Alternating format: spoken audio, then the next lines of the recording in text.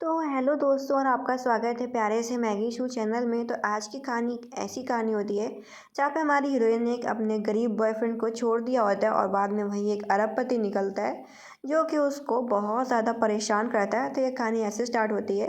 इस कहानी की हमारी हीरोइन जिसका नाम मिस वैन होता है वो मेयर परिवार की डॉटर थी। उसके फादर मेयर थे लेकिन किसी कारणवश से उसके फादर का पद उससे छीन लिया जाता है और उसकी माँ इस चीज़ को सह नहीं पाती और कोमा में चली जाती हैं और उसके फादर का भी डेथ हो जाता है। अब वो परेशान होती है कि वो अपनी माँ का इलाज कैसे कराए क्योंकि कोमा में जो लोग चले जाते हैं उनका बहुत ज़्यादा महंगा इलाज होता है। उसके फादर को मेयर के पद से इसलिए निकाला गया था क्योंकि जो उसके फादर मेयर थे और वो कुछ ब्रिज बनवा रहे थे, वो ब्रिज टूट जाता है जिसकी वजह से बहुत लोगों की जान चली जाती है। तो उसके फादर से पद छीन लिया जाता है। अब उसकी गरीबी वाले दिन आ जाते हैं। मिस वैन अब जाती है क्लब हाउस में जहाँ पे वो खाने पीने का सामान बांट रही होती है। वहाँ पे उसको पुराने क्लासमेट मिल जाते हैं जो कि उसका मजाक उड़ाते हैं कि तुम तो कभी मेयर की बेटी हुआ करती थी मिस वैन, आज तुम्हारा हालत क्या हो गया है।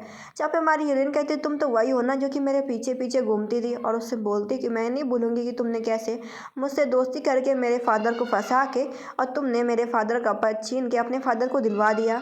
वो उसकी फ्रेंड बोलती है तुम झूठ बोल रही हो, तुम्हारे पास कोई भी प्रूफ नहीं है और तुम्हारी माँ तो कोमा में भी चली गई है। मुझे पता है कि तुम्हें पैसों की कितनी ज़रूरत है। जब हमारी हीरोइन कहती है कि हाँ मुझे पैसों की ज़रूरत है और वैसे भी कि मैं स्टार्टिंग से रिच लाइफ जीती रही हूँ तो मुझे इस लाइफ का कोई फ़र्क ही नहीं पड़ता। तुमने तो नई नई लाइफ जीना चालू किया है रिच वाला। इसके बाद वो सभी लोग उसे फोर्स करते हैं कि तुम तो हमारी क्लासमेट रह चुकी, चलो एक गेम खेलते हैं। जहाँ पे वो बोतल जिसकी तरफ घूमती है उसको ड्रिंक करना होता है और एक लड़की तो उसका मजाक उड़ा रही होती है कि तुम तो हमेशा एक खूबसूरत लड़के के पीछे भागा करती थी। हमारी हीरोइन कहती तो हाँ क्या हुआ, मेरा स्कूल लाइफ था, मैरिज थी, मेरे पास पैसा था तो मैं किसी के पीछे भी भागा करती थी और मैं उसे दोबारा दोस्ती कर लूँगी सॉन्ग से। तभी उसकी फ्रेंड बताती कि तुम जिस लड़के सॉन्ग की बात कर रही हो ना, अब वो कोई गरीब बच्चा नहीं रहा। तुमने उसको गरीब बच्चा समझ के उसे छोड़ दिया था लेकिन अब वो उसकी संपत्ति पूरे 500 बिलियन की है। वो एक बहुत बड़ा करोड़पति आदमी है, अरबपति है। इसके बाद हमारी हीरोइन उनकी बातों को इग्नोर मारती है और अपने काम पे लग जाती है और जाते जाते अपनी फ्रेंड के ऊपर ड्रिंक फेंक के जाती है कि तुमने जो मेरे साथ किया है ना, मैं उसका प्रूफ ज़रूर ढूंढूंगी, मैं सभी के सामने सच जरूर लाऊंगी कि तुमने कैसे मेरे फादर को फंसाया था। इसके बाद वहाँ का गेट खुलती है क्लब हाउस का और जा रही होती तभी उसकी टकरार तब किसी और से नहीं बल्कि उसके खुद के एक्स बॉयफ्रेंड मिस्टर सॉन्ग से हो जाती है। और वो अपने कॉलेज के दिनों को याद करती है कि वो दोनों गर्लफ्रेंड बॉयफ्रेंड थे, उनका रिश्ता कितना मजबूत था। लेकिन उसकी फैमिली कंडीशन ख़राब होने की वजह से मिस वैन ने अपने बॉयफ्रेंड सॉन्ग को छोड़ दिया था ये कह के कि वो गरीब है और उसके पास पैसा नहीं है। लेकिन रियलिटी ये थी कि वो खुद से इतना परेशान थी कि वो अपने चक्कर में अपने साथ सॉन्ग का भी फ्यूचर नहीं ख़राब करना चाहती थी, मतलब कि अपने बॉयफ्रेंड का। तभी उसने अपने बॉयफ्रेंड सॉन्ग को छोड़ दिया था। मिस मैंने ये सब सोच रही होती है कि सॉन्ग सोचता होगा कि मैंने उसकी गरीबी को देख कर मैंने उसको छोड़ दिया, लेकिन असलियत कुछ और है कि मेरे पास फैमिली भी नहीं थी, खर्चे भी सर पे थे और मैं पढ़ाई कंटिन्यू रख नहीं सकती थी और मैं उसकी गर्लफ्रेंड बना कैसे बन के रह सकती थी, मैं उसके ऊपर बोझ बन जाती। इसके बाद वो पैसे देखती तो समझ जाती कि इतने पैसे काफ़ी नहीं होंगे, मुझे मॉम का बिल भी पे करना है इस महीने, मुझे और कुछ करना होगा। तभी उसके सामने एक गाड़ी आ जाती है। उसके दिमाग में एक आइडिया आता है कि अगर वो उस गाड़ी से जानबूझ के टकरा जाएगी तो वो झूठ मूठ का इल्ज़ाम लगा के पैसे तो ऐड ही सकती है, तो वो अपनी मॉम का मेडिकल बिल पे कर देगी। एंड ये गाड़ी किसी और का नहीं बल्कि मिस्टर सॉन्ग का होता है जो कि उसे तुरंत ही हॉस्पिटल में एडमिट कराता है जाके। इधर जो मिस वैन होती है वो तो होश में होती नहीं क्योंकि उनका बहुत बड़ा एक्सीडेंट हो जाता है तो वो बेहोश होती हैं।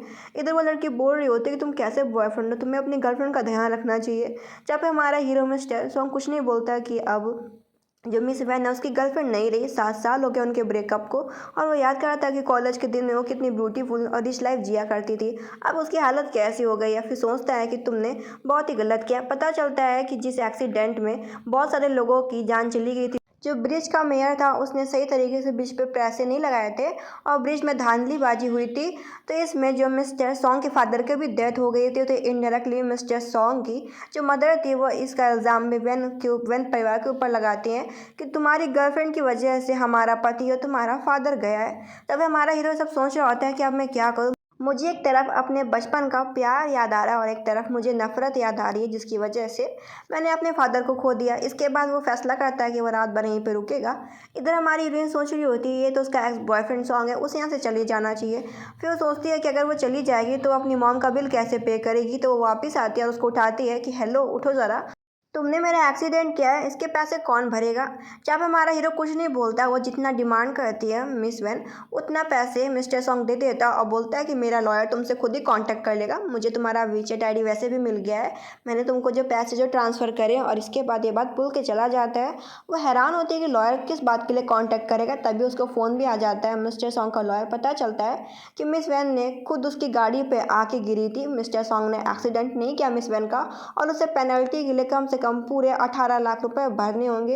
ये सुनने के बाद तो उसके पैरों से ज़मीन निकल जाती है कि वो 18 लाख रुपए कहाँ से लेके आएगी।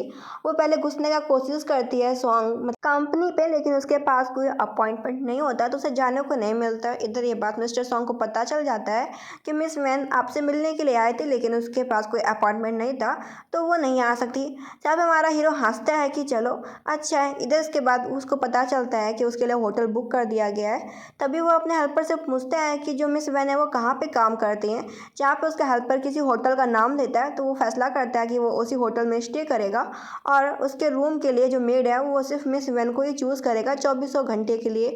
ऐसा वो बोल के एक होटल बुक कर लेता है। इधर हमारी हीरोइन हार नहीं मानी होती, क्योंकि वो जानती थी कि उसे अपने माँ का बिल भरना है और उसके पास कंपनसेट करने के लिए 18 लाख रुपए कहाँ से आएंगे। तो बना बना के घुस जाती है सॉन्ग कंपनी में कि वो मिस्टर सॉन्ग बच्चे की मदर है एंड मिस्टर सॉन्ग इस चाइल्ड के फादर हैं, और वो मुझसे मिलना नहीं चाहते हैं। तो सभी लोग डर जाते हैं कि मिस्टर सॉन्ग का तो शादी भी नहीं हुआ, उनका बच्चा कब कहाँ से बाहर आ गया। यहाँ पर तो कोई गर्लफ्रेंड की अफवाह भी नहीं थी, सीधा एक डायरेक्टली वाइफ निकल के आ गई इनकी।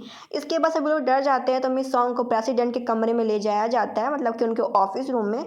दरवाज़ा बंद होता है, वो उससे बातचीत कर रही होती है, तभी उसका पैर मोच जाता है, क्योंकि कल एक्सीडेंट में उसका पैर में ही मोच आई होती है। वो उसको पकड़ लेता है और उठा के उसको बैठालता है मेज पर, उससे बोलता है कि तुम्हारे पैर में चोट लगी है, तुम्हें इस तरीके से कंपनी नहीं आना चाहिए था, ऊपर से तुमने हील्स भी पहन रखी, तुम्हें पता भी है कि तुम्हारे पैर की चोट कितनी बढ़ सकती है। और इसके बाद उसके पैर की हील निकाल देता है कि तुम्हें इस तरीके हील नहीं पहननी चाहिए। इसके बाद बोलता है मुझे सुनने को मिला कि तुम कह रही हो कि तुम्हारे पास मेरा चाइल्ड है, तो तुम बताओ कि हम लोग किस होटल में थे, कब हम साथ में थे, हमारा अफेयर कब चालू हुआ था, या हम डीएनए टेस्ट की रिपोर्ट करा लें कि तुम सच में मेरे चाइल्ड से प्रेग्नेंट हो कि नहीं हो।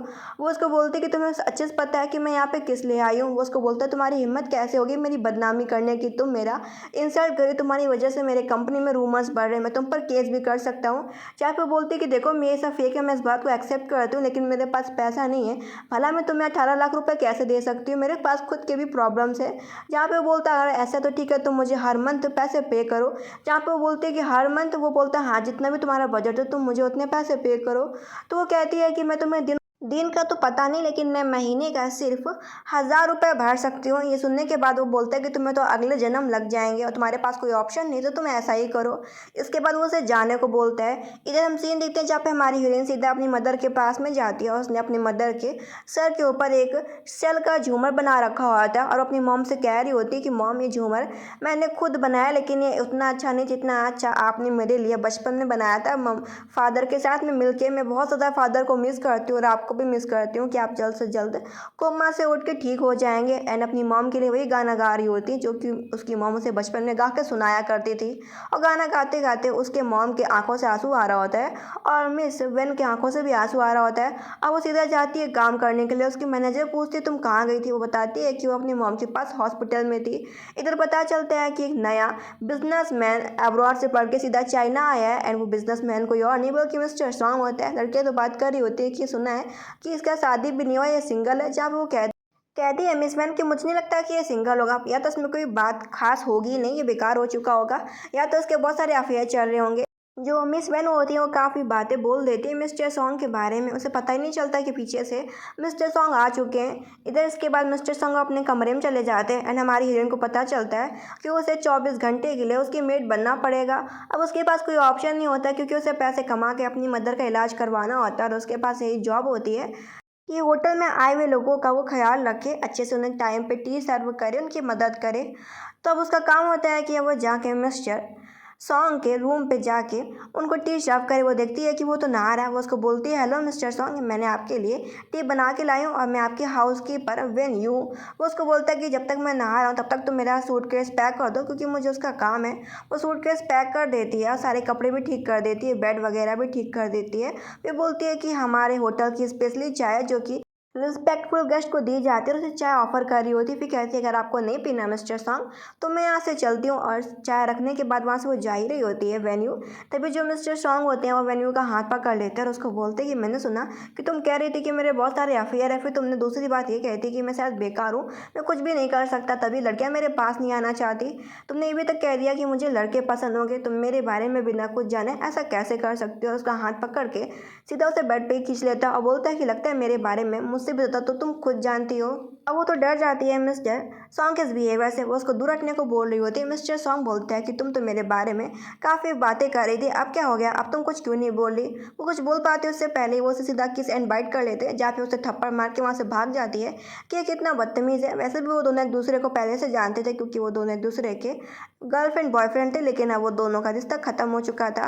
अब वो बाहर आती है, उसकी जो मैनेजर होती है उन दोनों के रिश्ते के बारे में पूछती है कि अचानक इतने बड़ा आदमी तुमको क्यों हाउस कीपर मेड बनाएगा, वो भी 24 आवर की। जहाँ पे वो सच्चाई बता देती है कि कभी कुछ साल पहले 7 साल पहले जो मिस्टर सॉन्ग था वो दोनों एक ही कॉलेज में पढ़ा करते थे एंड वो उसका बॉयफ्रेंड था, लेकिन मैंने उसको छोड़ दिया था गरीब बोल के कि तुम गरीब हो, लेकिन रियलिटी कुछ और थी, क्योंकि मेरी कंडीशन ख़राब थी और मेरी फैमिली की भी हम पर इल्ज़ाम लगाए गए थे कि हमारी वजह से लोगों की जान गई थी, तभी मैंने अपने बॉयफ्रेंड को छोड़ दिया था। अब वो सारी बातें बताती है। इसके बाद उसे पता चलता है कि उसकी क्लासमेट ने उसे काम पे बुलाया है कि मैं तुम्हें एक और काम पे बुक कर रही हूँ, तुम प्रोफेशनल हो तो तुम यहाँ पे मेड का काम कर सकती हो। वो अपनी क्लासमेट को थैंक यू बोलती है कि मेरी मदर हॉस्पिटल में, थैंक यू तुमने मुझे यहाँ पे मेड का काम करने के लिए बुलाया। दूसरी फ्रेंड बोलती है कि तुमने से यहाँ पे क्यों बुलाया, अब तो ये मेयर की डॉटर भी नहीं रही। वो बोलती है कि तुम्हें पता भी है कि मैं एक लड़के को पसंद करती थी जिसका नाम लू जाशाओ है। जब वो मिस वेन को इस हालत में देखेगा ना तो उसका काफ़ी इंसल्ट होगा मिस वेन का। एंड ये लड़की जो होती है वेन की फ्रेंड, ये काफ़ी लू नाम के बंदे को पसंद किया करती थी, लेकिन जो मिस्टर लू होता है वो सीधा मिस वेन यू से मिलने के लिए चला जाता है एंड उसका हाथ पकड़ लेता है। अब बोलता है मुझे तुम्हारी फैमिली के बारे में पता चला था, लेकिन मैं उस टाइम पे अब्रॉड में था और मैं अभी वापस आया हूँ। वो उसको बोलती है ये सब पास्ट है और वैसे भी अब तुम्हें मेरे पीछे नहीं भागना चाहिए, बल्कि मेरी फ्रेंड मिन्नी तुम्हें काफ़ी पसंद करती है। वो बोलता है कि मुझे पता है मिन्नी मुझे काफ़ी पसंद करती है, लेकिन मैं उसे पसंद नहीं करता।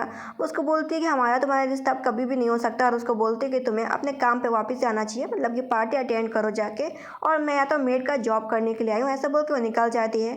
इन दोनों को साथ में देख के मिमी काफ़ी जल जाती है और वो बोलती है कि ऑकेशन पार्टी स्टार्ट होने वाली है, लू तुम यहाँ पे क्या कर रहे हो। और मन के अंदर सोच रही होती है वैन यू मैं तुम्हें छोड़ूंगी नहीं, तुम्हारा हिम्मत कैसे हो गया, जिस लड़के को मैं पसंद करती हूँ वो लड़का तुम्हारे पीछे क्यों भाग रहा है। इसके बाद वो किसी को कुछ काम करने को बोलती है कि जाके ऐसा करो मिस वेन यू के साथ। इधर हम मिस वेन को देखते हैं जो कि अपना काम कर रही होती, तभी उसे पता चलता है कि कुछ वाइन्स खत्म हो गई हैं, तो उसे चल के कोल्ड रूम से वो वाइन ले आनी चाहिए। इधर हम सीन देखते हैं उसी ऑकेशन पार्टी में हमारा हीरो मिस्टर सॉन्ग भी आया होता है। वो नोटिस करता है कि जैसे उसने यहाँ पे किसी और को नहीं बल्कि मिस वेन यू को देखा है। इसके बाद वो अपने काम में लग जाता है। इधर हम सीन देखते हैं वो जो बंदा होता है उसे किडनैप कर देता है और उसे कोल्ड रूम में बंद कर देता है। इधर हम सीन देखते हैं जहाँ पे हमारा हीरो एक प्यारा सा ब्रोच बाई करता है जो कि जिसकी कीमत 200 करोड़ रुपए होती है। सभी लोग बात कर रहे होते हैं कि मिस्टर सॉन्ग काफ़ी अमीर हो गया, अब उसके लिए 200 करोड़ रुपए कुछ भी नहीं है। इधर हम सीन देखते जहाँ पे हमारी हीरोइन की आँख खुलती तो हैरान हो जाती है कि उसको कोल्ड रूम में किसने बंद कर दिया। वो आवाज़ लगाने का कोशिश करती है लेकिन कोई भी उसकी आवाज़ सुन नहीं रहा होता, उसको ठंडी लगती जा रही होती है। इधर हमारा हीरो वेन्यू को फ़ोन करता है, वो फ़ोन नहीं उठा रही होती, तो वो अपने हेल्पर को किसी को फ़ोन करता है कि पता करो कि वेन्यू की लोकेशन किधर है।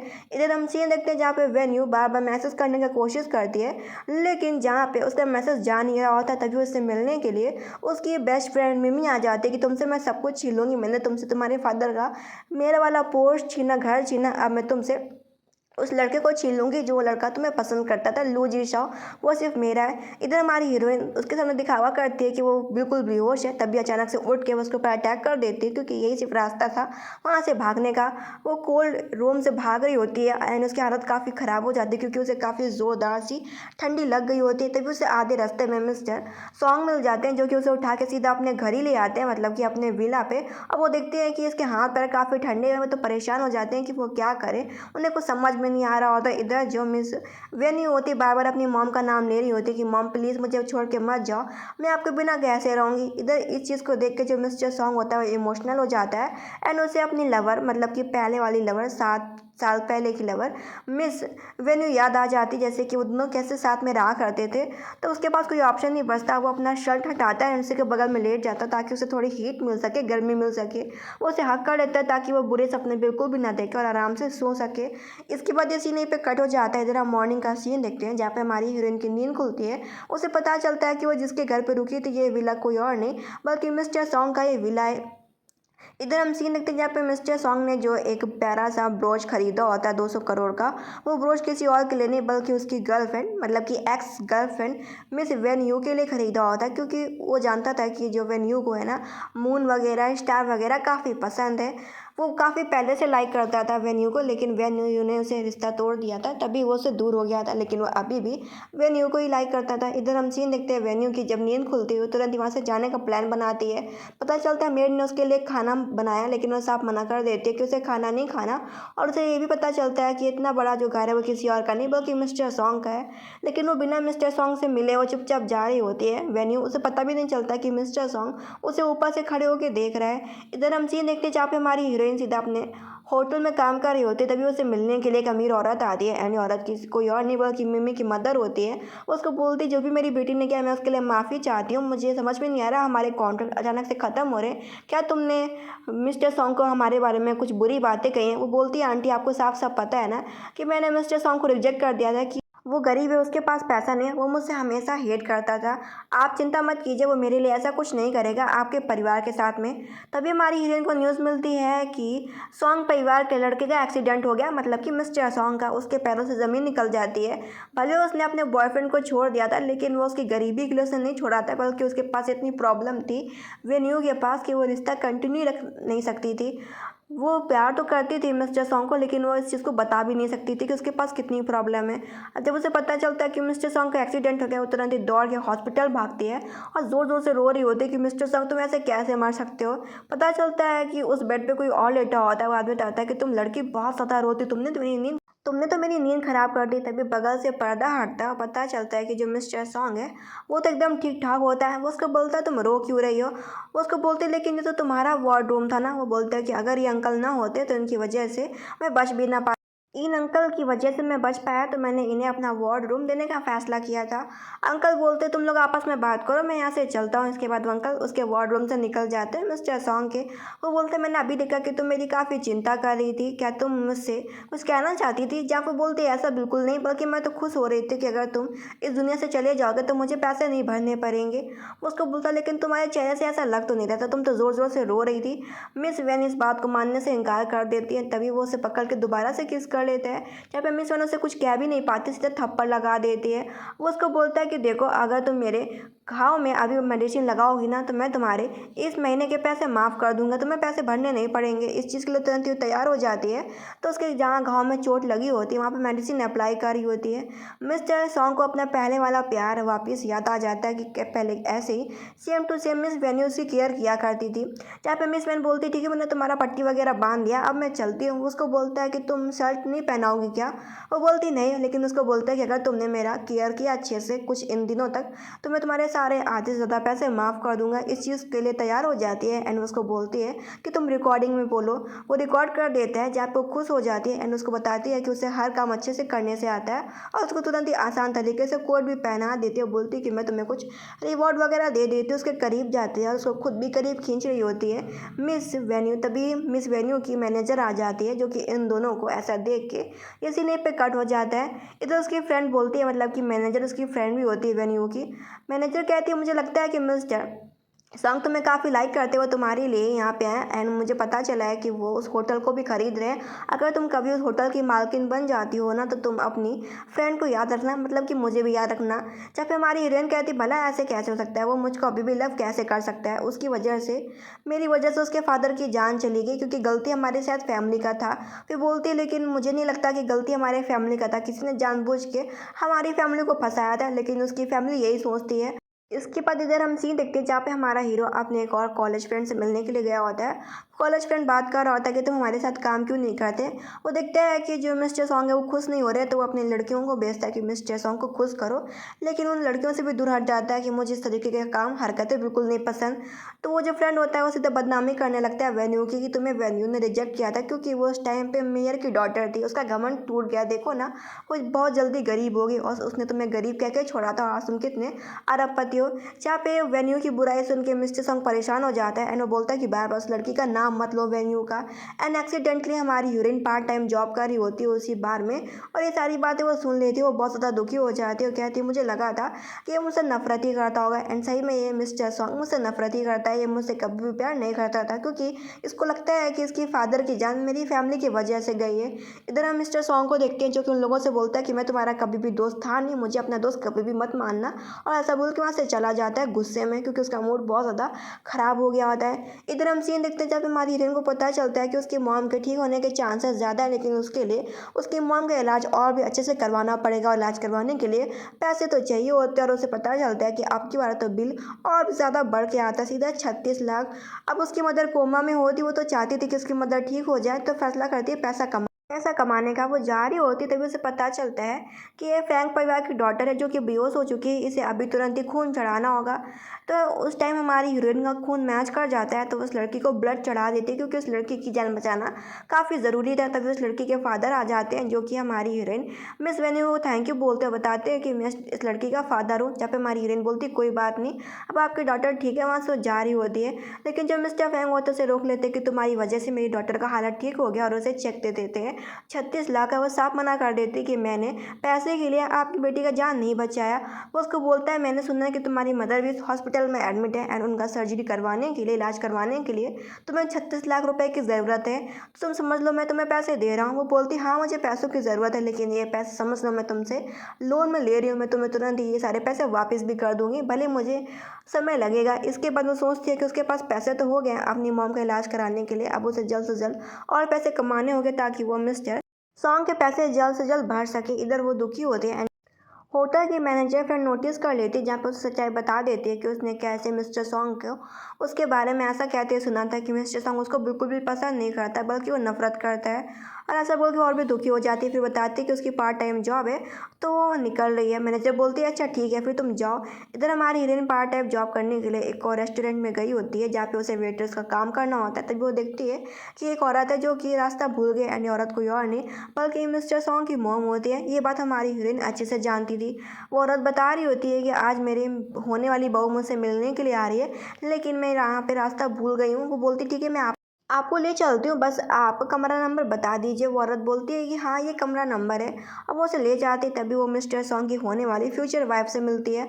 और वो जो होने वाली मिस्टर सॉन्ग की फ्यूचर वाइफ होती है वो काफ़ी ख्याल भी रख रही होती है मिस्टर सॉन्ग की मदर का। वहाँ से वो जा रही होती है, लेकिन वो औरत रोक देती है उसे बोल के कि यहाँ पे कुछ खाने पीने का सामान टेबल वगैरह लगा दो अच्छे से, और मैं तुम्हें टिप वगैरह भी दे दूँगी। इधर जो रिश्तेदार होते हैं सॉन्ग के बात कर रहे होते हैं कि तुमने काफ़ी अच्छी बहू ढूंढी है इस मिस्टर सॉन्ग के लिए, ये बिल्कुल एक अच्छे परफेक्ट कपल मैच करते, जैसे भगवान ने इन दोनों को बना के भेजा हो। तो वो सारी बातें सुन रही होती है कि मिस्टर सॉन्ग अब शादी करने जा रहा है, तो उसका दिल तो टूटने लगता है। इधर जो होने वाली फियांसी होती है मिस्टर सॉन्ग की, उसे फ़ोन कर देती है कि सभी फैमिली मेम्बर्स रेस्टोरेंट पे आ गए, मिस्टर सॉन्ग तुम भी आ जाओ। इधर हमारी हीरोइन को पता चलता है कि मिस्टर सॉन्ग की शादी फाइनली तय हो जाएगी, तो सोचती है वो यहाँ पे क्या करे, उसे चले जाना चाहिए। तभी जो मिस्टर सॉन्ग की होने वाली फियांसी होती है वो तो जानती नहीं थी कि सॉन्ग की ये गर्लफ्रेंड है वेन्यू, वो तो उसे टिप दे देती है। इधर वेन्यू भी देखती है कि जो पीछे से जो मिस्टर सॉन्ग है वो भी उस जगह पे आ गया, तो फैसला करती है कि वो यहाँ से चली जाएगी। इधर हम सीन देखते हैं जहाँ पे मिस्टर सॉन्ग की होने वाली फियांसी बोल रही होती है कि सभी फैमिली यहीं पे हमें अपनी शादी की डेट फिक्स कर लेनी चाहिए, लेकिन वो सभी फैमिली मेम्बर्स के सामने साफ मना कर देता है कि वो बिल्कुल भी शादी नहीं करने वाला।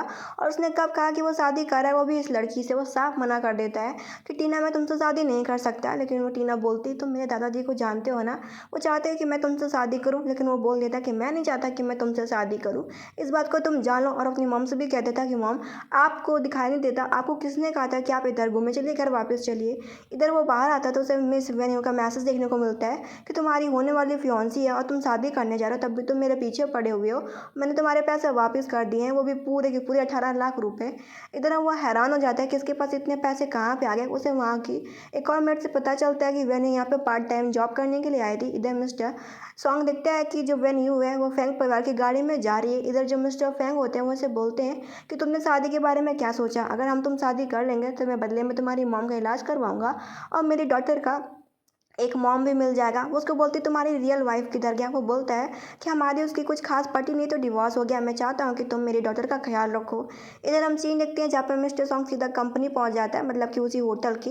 वो बोलता है कि यहाँ पे वेन्यू क्यों नहीं है? पता चलता है वेन्यू का तबीयत खराब है तो वो इसलिए यहाँ पे नहीं है। वो उसको बोलता है मैं इस कंपनी को, मतलब कि इस होटल को खरीदने जा रहा हूँ, तो लीगल नोटिस तो होना चाहिए ना कि वो कौन सा एप्लीकेशन लिख के गए। तुरंत ही फ़ोन करो वेन्यू को कि वो तुरंत ही होटल वापस आए। इधर हम सीन देखते हैं जहाँ पे हमारी हीरोइन मिस्टर सॉन्ग की बातों को याद कर रही होती कि वो कैसे बार में अपने दोस्तों से कह रहा था कि वो बहुत ज़्यादा नफरत करता है मिस वेन्यू से। इधर वो मिस वेन्यू याद करती है कि मिस्टर फेंग ने कहा था कि अगर वो उससे शादी कर लेगी उसकी डॉटर का ख्याल रखेगी, क्योंकि डॉटर को मॉम का ज़रूरत है, तो बदले में वो उसकी माँ का इलाज करा देगा। इधर हम सीन देखते हैं जहाँ पे वो सब फैमिली मेम्बर्स की बातों को याद कर रही होती है कि सब बात कर रहे होते हैं कि मिस्टर सॉन्ग की फियांसी तो उन्हें एक बहुत अच्छे परफेक्ट कपल है। तभी वो इन चीज़ों को सोच उसके पता नहीं उसके अचानक से पेट में दर्द होने लगता है एंड उसकी हालत ख़राब होने लगती है। इधर उसकी जो मैनेजर फ्रेंड होती है वो वेन्यू को फ़ोन कर रही होती है, लेकिन जो वेन्यू होती है वो उसके पेट में इतना दर्द होता है कि वो फ़ोन तक को भी रिसीव नहीं कर पाती एंड सोफे से बेहोश होकर गिर पड़ती है।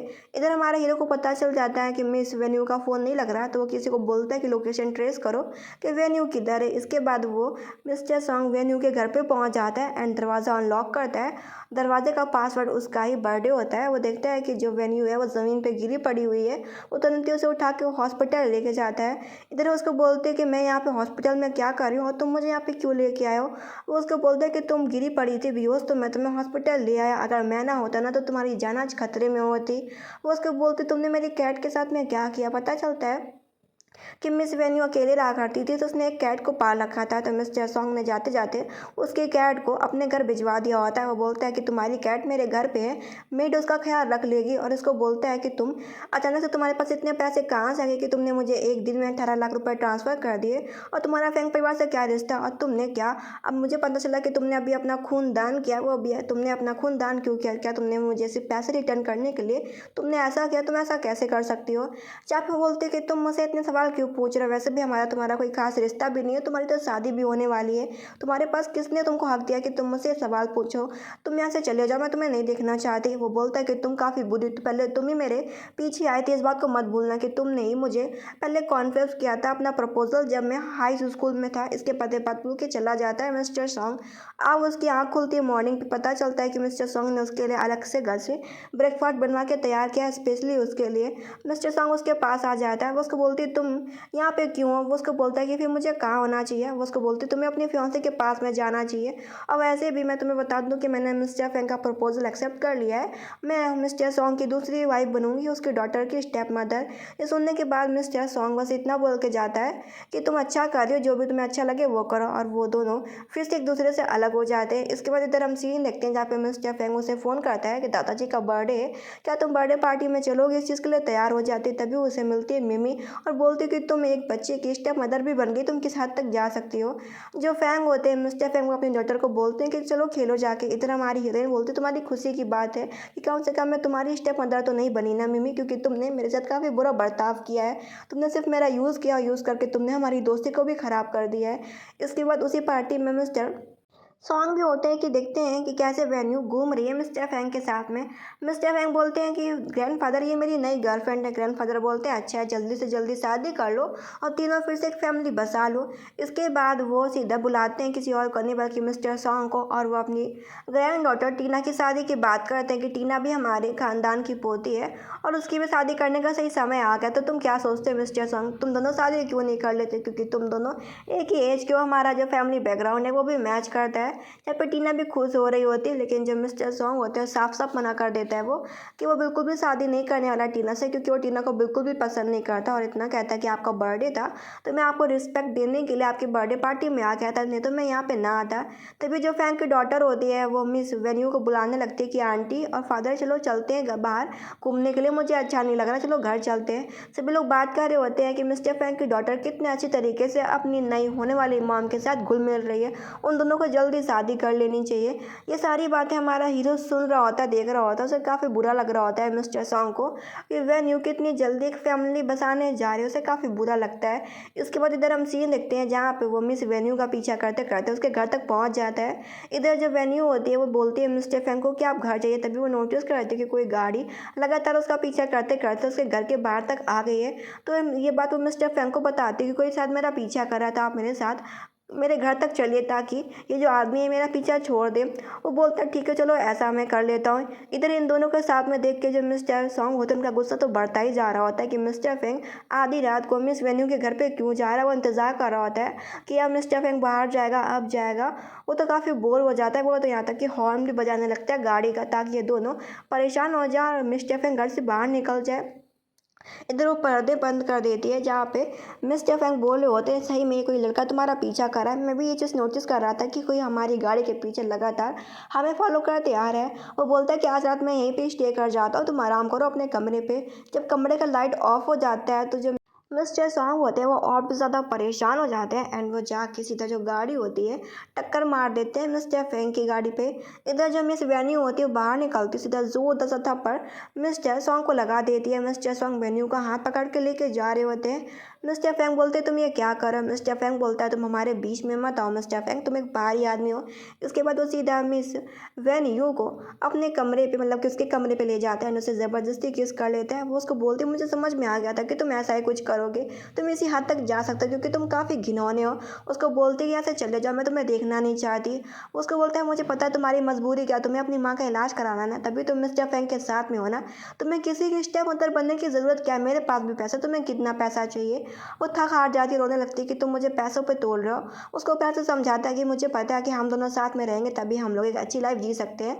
तो मैं चाहता हूँ कि तुम मुझसे थोड़े टाइम के लिए शादी कर लो, मैं तुम्हें बदले में 2 करोड़ रुपए दे दूंगा, इससे तुम्हारी मदर का इलाज काफ़ी अच्छे से हो जाएगा। और तुमने उस दिन आधी बात सुनी थी, एक्चुअली में मेरा ये मतलब नहीं था, बल्कि मैं उस बार में उस लड़के से बचने की कोशिश कर रहा था क्योंकि वो बार बार तुम्हारी इंसल्ट कर रहा था, तो मेरा मन नहीं हो रहा था कि मैं आगे बात को बढ़ाऊँ। इसके बाद वो दोनों शादी कर लेते हैं, जाके दोनों को मैरिज सर्टिफिकेट मिल जाता है। जब हमारी हीरोइन उसे एक बात बोलती है कि हम अपनी शादी को सीक्रेट रखेंगे। वो बोलता है ठीक है मैं इस चीज़ के लिए तैयार हूँ। वो उसको बोलती है कि हमारी शादी का टाइम ख़त्म हो जाएगा 6 महीने बाद। वो उस चीज़ के लिए भी तैयार हो जाता है। वो उसको अपनी संपत्ति देने के लिए तैयार हो जाता है, बोलता है कि मैं तुम्हें अपनी कंपनी के आधे शेयर दे दूंगा। यहाँ तक कि वो वेन्यू के नाम पे अपना घर भी कर देता है, गाड़ी भी और ब्लैक कार्ड भी दे देता है। वो उसको बोलती है तुम्हें ये सब करने की ज़रूरत नहीं, हम एक टाइम बाद डिवोर्स ले लेंगे। वो बोलता है कि देखो अभी तुम मेरी लीगल वाइफ हो तो तुम्हें ये सब चीज़ें एक्सेप्ट करनी होगी, क्योंकि मिस्टर सॉन्ग के दिमाग में यही चल रहा होता है कि एक बार तुमने मुझसे शादी कर ली ना वेन्यू, अब तुम बच के कहीं भी जा नहीं सकती हो। लेकिन जो मिस्टर सॉन्ग होते हैं ये बात वो वेन्यू से नहीं कहते। इसके बाद दोनों शादी कर लेते हैं। उनकी शादी में कोई बाहर का आदमी नहीं होता, सिर्फ वही दोनों होते हैं, क्योंकि उनकी सीक्रेट शादी जो होती है इसके बाद वो घर पे होती है मिस्टर सॉन्ग पे, और वो एक अच्छी सी लाइफ जी रही होती है रिच वुमेन की। तभी वो गलती से मिस्टर सॉन्ग का उसका हाथ टच हो जाता है, तो वो थोड़ी अनकंफर्टेबल फील करती है। इसके बाद दोनों अपना वेडिंग नाइट स्पेंड करते हैं। इसके बाद हम मॉर्निंग का सीन देखते हैं जहाँ पे हमारी हीरोइन उठती है और हर जगह देख रही होती है। अब वो जाती है अपना सुबह सुबह मॉर्निंग में उठती है और अपना वेडिंग रिंग हटा देती है। जब ये चीज़ हमारा हीरो नोटिस करता है वो उसको बोलता है कि तुमने वेडिंग रिंग क्यों उतार दिया। वो उसको बोलती क्योंकि मुझे अपना फेस साफ़ करना था, जहाँ पे उसको बोलता है कि फेस साफ़ करने के लिए वेडिंग रिंग उतारने का ज़रूरत नहीं है, और मैं तुम्हारे लिए इतना कर रहा हूँ तो तुम्हें कम से कम मेरी वाइफ होने के नाते तुम्हें अपना वेडिंग रिंग कभी भी उतारना नहीं चाहिए। एंड वो ऐसा बोल के उसे रिक्वेस्ट करता है कि वो ऐसा कभी भी ना करे, और दोबारा से उसके हाथ में वही वेडिंग रिंग पहना देता है कि हमारी ये मैरिज का एक निशान है, तुम इसे ऐसे नहीं उतार सकती वेन्यू। वेन्यू बोलती ठीक है, अच्छा मैं तुम्हारी बात समझ गई मिस्टर सॉन्ग। वो बोलता है ठीक है, बस मैं तुमसे इतना ही कहना चाहता था। एंड उसको बोलता है कि तुम आज काफ़ी ब्यूटीफुल लग रही हो। इसके बाद इन दोनों का ये सीन यहीं पे कट हो जाता है। इधर हम सीन ये देखते हैं जहाँ पे वेन्यू को टाइम मिलता है तो सीधा अपनी मॉम के पास में चली जाती है। अपनी मॉम को बता रही होती कि मॉम फाइनली मैंने शादी कर ली, आप खुश है ना? मैं बस चाहती हूँ कि आपको जल्द से जल्द होश आ जाए ताकि हम एक अच्छी सी लाइफ जी सके। आप चिंता मत कीजिए मॉम, मैं यहाँ पे हूँ और मुझे पता है कि मुझे एक और काम ये करना है कि मुझे प्रूव करना है कि हमारे फादर ने कोई भी घपलेबाजी नहीं करी थी। इस वजह से वो और भी चीज़ों में इन्वेस्टिगेट करने पर लगी होती है। अब वो दोबारा से काम पे वापस आती है। एंड इधर सॉन्ग भी होटल आए होते हैं किसी काम से। वो सिर्फ एक बहाना होता है ताकि वो अपनी वाइफ वेन्यू से मिल सके काम पे। इधर क्योंकि वो मिस्टर सॉन्ग की मेड थी कि जब तक मिस्टर सॉन्ग इस होटल पे स्टे करेंगे तब तक वेन्यू को ख्याल रखना होगा मिस्टर सॉन्ग का। मिस्टर सॉन्ग मिस वेन्यू को फ़ोन करके ऊपर बुलाते हैं और उसके लिए उसने खुद खाना सब तैयार कर रखा होता है। वो उसको बोलती है कि चीज़ें काफ़ी डिलीशियस लग रही है, खाने में देखने में भी अच्छी लग रही है। वो उसको खाने से रोक देता है, बोलता है कि तुम्हें मुझे कुछ रिवॉर्ड देना होगा तभी तुम ये खाना वगैरह खा सकते हो, क्योंकि हमारी हीरोइन के सी फूड उसे काफ़ी पसंद होते हैं। एंड ये बात मिस्टर सॉन्ग को अच्छे से पता होती है। वो उसको बोलती ठीक है, अच्छा मैं ऐसा करूँगी। इसके बाद जो मिस्टर सॉन्ग होते हैं वो मिस वेन को माउथ टू माउथ खिला रहे होते हैं खाना। इसके बाद ये सीन कट हो जाता है जहाँ पे पता चलता है कि जो मिस्टर सॉन्ग की जो बहन थी ना वो भी अब अब्रॉड से पढ़ के वापस आ जाती है। एंड जो मिस्टर सॉन्ग की जो बहन थी काफ़ी फेमस डॉक्टर थी जो कि अभी अभी चाइना वापस आई होती है। एंड ये बात अपने भाई को बता देती है। इसके बाद वो सीधा हॉस्पिटल में आती है। पता चलता है कि वो एक औरत का इलाज करने वाली है। एंड वो औरत कोई और नहीं बल्कि मिस वेन्यू की मदर होती है जो कि कोमा में होती है। जहाँ पे वो लड़की बोलती है कि हम कहीं मिल चुके हैं क्या? मिस वेन्यू बोलती नहीं, मैं आपसे तो कभी भी नहीं मिली। वो बोलती है कि मेरी माँ की हालत कैसी है? वो बताती है कि बस इलाज करना चालू करना है, आपकी मदर बहुत जल्दी ठीक हो जाएगी। इधर हम पता चलता है कि वो सीधा अपने भाई को फ़ोन करती है, बोलती है भाई मैं पता किससे मिली, आपकी उसी एक्स गर्लफ्रेंड वेन्यू से मिली, वो भी इसी हॉस्पिटल में। मैं उसकी मदर का इलाज कर रही हूँ जो कि कोमा में है। जहाँ पे वो याद करता है कि मिस वेन्यू ने उसको मना किया था कि वो उसकी शादी को सीक्रेट रखे। या फिर अपनी बहन से साफ मना कर देता है कि वो किसी भी वेन्यू नाम की लड़की को नहीं जानता है। उनका रिश्ता कब का टूट चुका है। उसकी बहन बोलती है लेकिन वो लड़की मुझे काफ़ी पसंद थी। इसके बाद वो वेन्यू को बुलाती है कॉफ़ी पीने के लिए, जहाँ पे हमारी हीरोइन बोलती है क्या कोई सीरियस बात है मेरी मदर के लिए जो कि आप मुझे पर्सनली अलग से बुला रही हैं? वो कहती नहीं नहीं ऐसा कुछ भी नहीं है। एंड डॉक्टर बोलते हैं कि क्या तुम्हारा कोई बॉयफ्रेंड है क्या? क्या तुम सिंगल हो? जहाँ पे वो समझ नहीं पाती, सिर्फ इतना इशारा कर देती है कि वो मैरिड है और उसका रिश्ता बहुत अच्छा चल रहा है उसके हस्बैंड के साथ में। ये चीज़ दिखने के बाद में जो मिस्टर सॉन्ग की जो सिस्टर होती है वो दुखी हो जाती है कि काश ये लड़की मैरिड ना होती तो कितना अच्छा होता। इधर इसके बाद जो सिस्टर होती है वो चली जाती है सीधा अपने भाई को फ़ोन करने के लिए। तभी उसी बीच में जो उसका लू नाम का एक और फ्रेंड था वो उसे मिलने के लिए आ जाता है कि तुम यहाँ पे कॉफ़ी शॉप में क्या कर रही हो। एंड उसी कॉफ़ी शॉप में मिस्टर सॉन्ग भी एक बिजनेस मीटिंग के लिए आए होते हैं। वो देखती है कि शायद उसका पति ये चीज़ देखने के बाद जेलस फील करेगा तो वो उठ के भाग रही होती है। इधर जो मिस्टर सॉन्ग की सिस्टर पीछे से वापस आ जाती है। उसे लगता है कि मिस्टर लुई मिस वेन्यू का हस्बैंड, उसे काफ़ी बुरा लगता है कि जैसा आदमी मिस वेन का हस्बैंड नहीं होना चाहिए। इधर वेन्यू बोल के जाती है कि मैं मैरिड हूँ, मेरे पति को बुरा लगेगा, और ऐसा बोल के चली जाती है। इधर मिस सॉन्ग की सिस्टर आके सीधा उस लड़के को पीट देती है कि तुम काफ़ी बकवास हो। हैरान होता है कि लड़के को हो क्या गया है, मेरी तो कोई गलती भी नहीं होती तब भी कोई ना कोई मुझ पर चिल्ला के चला जाता है। इधर हम सीन देखते हैं जहाँ पे हमारी हीरोइन के पास में डॉक्टर मैसेज करती है कि तुम्हारी मॉम की मेडिसिन मैंने बना के तैयार कर दी है, तो मेरे घर पे आके रिसीव कर लो। आज पता चलता है कि मिस्टर सॉन्ग की मॉम का भी बर्थडे होता है, तो मिस्टर सॉन्ग की मॉम का बर्थडे मनाने के लिए टीना भी आई होती है कि मैं आंटी को काफ़ी पसंद करती हूँ। मिस्टर सॉन्ग की मॉम देख नहीं पाती थी क्योंकि वो अंधी थी। इसके बाद वहाँ पे कॉल बेल रिंग करती, पता चलता है कि वो वहाँ पे कोई और नहीं बल्कि सीधा सीधा हमारी हीरोइन डॉक्टर से मिलने के लिए आई होती है। उसे पता चलता है कि मिस्टर सॉन्ग की पूरी फैमिली आज बर्थडे मनाने में लगी, इसी उसे छोड़ के। उसे काफ़ी बुरा लगता है कि ये लोग उसको अपनी फैमिली नहीं मानते, और उसे ये भी बुरा लगता है उसे जब सच्चाई पता चलती है कि मिस्टर सॉन्ग की सिस्टर कोई और नहीं बल्कि वही डॉक्टर है। एंड वही डॉक्टर उसकी मदर का इलाज भी कर रही है। वो समझ जाती है कि डॉक्टर ने जानबूझ के उसे घर पे बुलाया है ताकि वो उसके भाई से मिल सके, और बोलती डॉक्टर मुझे उम्मीद नहीं थी। डॉक्टर भी बोलती कि नहीं मेरा ऐसा इरादा नहीं था, मैंने आपको सच में दवा देने के लिए ही बुलाया था। वो बता के जाती है कि तुम जिस लड़के से मेरा शादी तुड़वाना चाहती हो वो कोई और नहीं बल्कि तुम्हारा भाई है, तुम्हारा भाई मेरा पति है। और ऐसा बोल के वहाँ से चली जाती है कि तुम लोगों का आज फैमिली पार्टी है, तुम लोग एंजॉय करो। और दुखी होकर जा रही होती है, उसे ऐसा लग रहा होता है कि सभी लोग बस उसे चीट कर रहे हैं, धोखा दे रहे हैं। उसके पीछे से उसका हस्बैंड आ जाता है, बोलता है ऐसा कुछ भी नहीं है। वो उसको बोलती है मैं सब कुछ सामने से देख रही हूँ, तुम भला ऐसा कैसे बोल सकते हो। वो बोलती है मुझे छोड़ो और हम बहुत ही जल्दी डिवोर्स ले लेंगे। वो उसको बोलता है मैं तुम्हें छोड़ने नहीं वाला, लेकिन वो काफ़ी दुखी होती है, टूटी हुई होती है और बोलती तुम्हारे पास तो पैसा दो, तुम्हारा घर गाड़ी है, मेरे पास तो कुछ भी नहीं, तुम्हें तो खुश होना चाहिए। तुम्हारे पास तो तुम्हारी बहुत सारी लड़कियां भी हैं, तुम्हारी मॉम को लड़की काफ़ी पसंद भी है। तुम्हारी मॉम को पता चलेगा कि मेरे फादर की वजह से तुम्हारी फादर की जान चली गई थी, तो वो मुझे कभी भी एक्सेप्ट नहीं करेंगी। इसके बाद वो किसी को फ़ोन करता है कि नज़र रखना वेन्यू के ऊपर। इधर वेन्यू काफ़ी नशे में होती है, तभी वही लड़का उसका जो क्लासमेट होता है उसको परेशान कर रहा होता है। बोलता तुम तो वही वैनी हो ना जिसके फादर की वजह से लोगों की जान गई थी, तुम कहाँ बच के जा रही हो। वो उससे परेशान हो जाती है और वहाँ से भागने का कोशिश करती है। तभी उसे बचा लेता है मिस्टर लू, उसका जो कि एक और कॉलेज फ्रेंड होता है। अब वो वहाँ से बच के निकलती है मिस्टर लू की मदद से। तभी उसको रास्ते में कोई किडनैप कोई कर ले जाता है। पता चलता है कि लू की वही गर्लफ्रेंड मिमी होती है, जो कि मिमी काफ़ी पसंद किया करती थी कॉलेज टाइम से ही लू को। लेकिन जो लू था वो कभी भी मिमी को पसंद नहीं करता था, बल्कि वो सीधा मेयर की डॉटर वेन्यू को पसंद करता था। इसी वजह से मिमी ने दोस्ती करी थी वेन्यू से, क्योंकि वेन्यू के फादर मेयर थे। उसने वेन्यू से मिस्टर लू को भी छीनने की कोशिश करी और यहाँ तक कि उसके फादर का पोस्ट मतलब कि मेयर की पोस्ट भी छीन के अपने फादर को दिला दिया। और वो एक्सेप्ट करती कि मैंने तुम्हारे फादर के पैसों में घपलाबाजी करी, इन्फॉर्मेशन में घपलाबाजी करी, जिसकी वजह से तुम्हारे फादर का पद भी छीन लिया गया और लोगों की मौतें हुई। और बदले में मेरे फादर को वही पोस्ट मिल गई जिससे मैं काफ़ी करीब पहुंच चुकी हूँ लू शाओ के। इधर मिस्टर सॉन्ग को पता चल जाता है ये सच्चाई कि किसकी वजह से वो ब्रिज गिर गया था। पता चलता है कि इसमें वैन परिवार की कोई भी गलती नहीं थी, बल्कि किसी ने डॉक्यूमेंट से छेड़छाड़ करी थी। फिर वो लोकेशन ट्रेस करता है, क्योंकि कहीं भी पता नहीं चल रहा होता है वेन्यू का। वो वेन्यू का लोकेशन ट्रेस करता है तो उसे वेन्यू मिल जाती है जहाँ पे हर जगह आग लगी होती है। वो लोगों से फाइटिंग वगैरह करके वेन्यू की हाथ की रस्सियाँ खोल के उसे बाहर बचा ले जाता है। मिमी देखती रह जाती है। वो मिमी को बोलता है कि तुम्हारी वजह से मेरे फादर की जान चली गई और तुमने सारा ब्लेम वेन्यू के फादर के ऊपर डाल दिया। तुम्हारी वजह से उसकी मॉम की कितनी बुरी हालत है।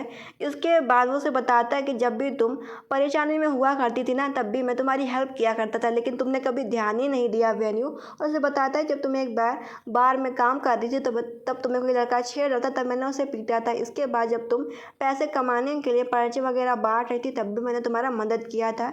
ये सब सुनने के बाद उसे ऐसा लग रहा होता है कि वाकई वो काफ़ी गलत थी। इसके बाद वो घर वापस जाती है एंड जहाँ पे सच्चाई सब कुछ पता चल जाती है। एंड मॉम को पता चलता है कि उनके बेटे ने किसी और से नहीं बल्कि वैन परिवार की बेटी से शादी किया। ये देखने के बाद मॉम साफ मना कर रही होती है कि इसकी वजह से तुम्हारे फादर की जान चलेगी। सॉन्ग बेटा तुम ये क्या कर रहे हो, मैं ऐसे अपना बहू कभी भी नहीं मानूंगी। जहाँ पे वैन सफाई देती कि आंटी इसमें मेरा कोई भी गलती नहीं था, बल्कि ये गलती मेरी फ्रेंड मिमी का था, उसकी फैमिली ने सब जानबूझ के किया था। लेकिन जो सॉन्ग की मॉम होती है बस बिल्कुल भी एक्सेप्ट नहीं कर रही होती और वो काफ़ी परेशान हो जाती है और उनको हार्ट अटैक आ जाता है और सीधा गिर पड़ती है ज़मीन में। इसके बाद फैमिली मेम्बर्स परेशान होते हैं सॉन्ग परिवार के और सीधा उसे हॉस्पिटल ले जाते हैं। इधर हॉस्पिटल में मिस्टर सॉन्ग की मदर का इलाज चल रहा होता है। तभी वहाँ पे कोई और नहीं बल्कि पीछे से आ जाती हैं टीना, जो कि बोलती है मिस्टर सॉन्ग से कि तुम बिल्कुल भी चिंता मत हो, आंटी बहुत जल्दी ठीक हो जाएंगी। इसके बाद वो हमारी हीरोइन से भी बोलती है कि तुम चिंता मत करो, तुम्हारा कोई भी गलती नहीं वेन्यू, मैं तुम लोगों के बीच में नहीं आऊँगी और जो सासू माँ है तुम्हारी वो बहुत जल्दी ठीक हो जाएंगी। इधर इन चीज़ों को देखने के बाद वो काफ़ी परेशान हो जाती है वेन्यू की इन सब में उसका ही गलती है, उसकी वजह से सॉन्ग परिवार में इतनी दूरियाँ पैदा हो रही। तो वहाँ से वो चली जाती है हॉस्पिटल से। इधर मॉम बोल रही होती है तुम यहाँ पे क्यों खड़े हो। वो बोलता है मॉम आपकी वजह से वो इतना दुखी हो गई कि वो यहाँ से वो चली गई, लेकिन सच्चाई आपको माननी होगी कि इसमें कोई भी गलती वैन परिवार का नहीं है और मैं मिस वैन से शादी कर चुका हूँ। ये सुनने के बाद तो उसके मॉम के पैरों से ज़मीन निकल जाती है और उसकी मॉम को तैयार होना पड़ता है कि वो एक्सेप्ट करे वैन यू को एज अ बहू सॉन्ग परिवार की। इधर हमारी हीरोइन घर वगैरह देख ही रही होती है मिस्टर सॉन्ग का। तभी उसे एक कमरा मिलता है जो कि कमरे पर कभी नहीं जाती थी और आज उस कमरे में पहुँच जाती है। उसे पता चलता है कि मिस्टर सॉन्ग से जब उसने ब्रेकअप कर लिया था 7 साल पहले, 7 साल में मिस्टर सॉन्ग ने उसकी हर एक चीज़ों को याद कर करके डायरी बनाई थी। उसकी पहली मुलाकात पे जो फ्लावर पौधे वगैरह थे वो भी संभाल के रखे हुए थे। यहाँ तक कि मिस्टर सॉन्ग ये भी जानता था कि जब वो पहली बार बारिश में भीगे थे तब मिस वेन्यू का छाता भी ख़राब हो गया था। इन्हीं चीज़ों को उसने संभाल के रखा होता है। यहाँ तक कि मिस्टर सॉन्ग को ये भी पता होता है कि वेन्यू को किस टाइप का घर पसंद है और वेन्यू को चाँद सितारे काफ़ी पसंद है, तभी उसने वेन्यू के लिए करोड़ों का नेकलेस भी खरीदा था और उस सभी बातें उसने लेटर में लिख रखी थी कि कभी ना कभी मैं तुम्हें वापस पालूंगा और हम दोनों साथ में रहेंगे। पीछे से उसका पीछा करते करते मिस्टर सॉन्ग आ जाता जो कि समझाता है कि मॉम मान गई है हमारे तुम्हारे रिश्ते को, तुम्हें बिल्कुल भी दुखी नहीं होना चाहिए था, हम तुम कभी भी अलग नहीं होंगे, प्लीज़ मुझे छोड़ के मत जाओ। अब उसे भी समझ में आ जाता है कि मिस वेन्यू को कि मिस्टर सॉन्ग उसे कितना लाइक करते हैं। इसके बाद आपकी बार सभी लोग रिश्तेदार आए होते हैं मिस्टर सॉन्ग मैरिज पार्टी पे। मिस्टर सॉन्ग ने अपने सारी रिलेटिव्स को बुलाया होता है। इधर मिस वेन्यू ने भी अपनी फैमिली मेम्बर्स को बुलाया होता है, बस उसकी मॉम ही नहीं होती उसकी फैमिली में क्योंकि उसकी मॉम कोमा में होती हैं। इसके बाद उसे दोबारा से प्रपोज करता है और बोलता है आपकी बार हम तुम हमेशा साथ में रहेंगे, कभी भी अलग नहीं होंगे। इसके बाद दोनों रिचुअल के हिसाब से वेडिंग किस करते हैं, तभी वो देखती है कि पीछे से उसकी मॉम को होश आ गया है। वो काफ़ी खुश हो जाती है एंड थैंक यू बोलती है मिस्टर सॉन्ग की सिस्टर को। मिस्टर सॉन्ग की सिस्टर बोलती है हम सभी फैमिली हैं। इसके वजह ड्रामा ख़त्म हो जाता है। Thank you.